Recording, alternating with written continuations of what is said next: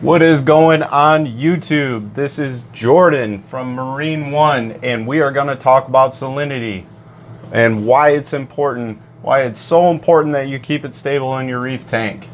So, what is the definition of salinity? Well, it's the concentration of dissolved salts in water. So basically, we measure salinity for our reef tanks in either parts per thousand or specific gravity.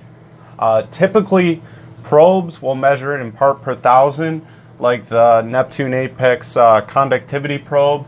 That's part per thousand.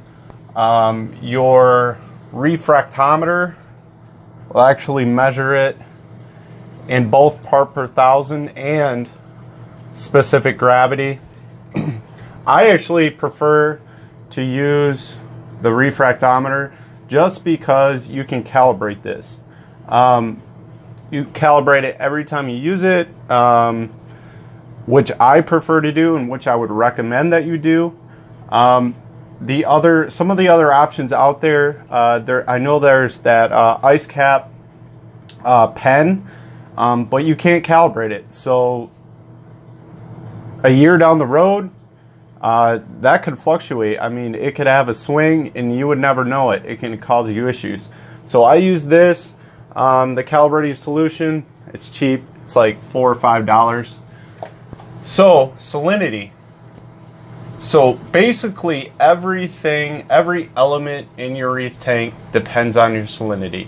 So if your auto top off dumps a bunch of fresh water in your tank, your alkalinity, your calcium, your magnesium, all your trace elements are going to fall. On the other hand, if it fails, it doesn't turn on, all your levels are going to rise. So keeping it stable, very important. Get yourself a good, reliable auto top off and make sure you put some safeguards in place to make sure that if that auto top off, when it does fail, because it will someday down the road, it does not crash your tank, because there is a lot of people out there that have had an ATO crash their tank. So what I use for my tank, I use the Smart ATO. I've had it for 3 years. It's a great ATO. It's kind of pricey, but you know what? That's okay with me, because the salinity is the most important thing in my reef tank to keep stable.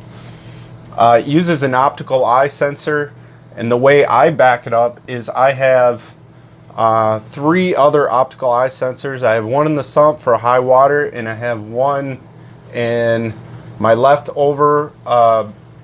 tower and my right tower. Just in case that level goes up, like I get a snail in the standpipe, it's going to shut my ATO down. And then I have a 20-gallon ATO reservoir with a float valve, and it also has a sensor in there that will tell me. I have it connected to my Neptune Apex. It turns on every 4 hours for 2 minutes, so that's my other safeguard. It will not let that ATO continuously run. It will cut the power after 2 minutes. So it can only put about a gallon and a half of water at a time. So that's a great way to safeguard your tank from an ATO failure.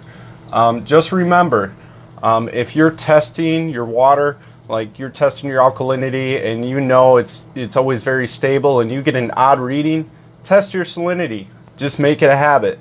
You know, get something that you can calibrate. Test it once a week. It'll save you a lot of grief.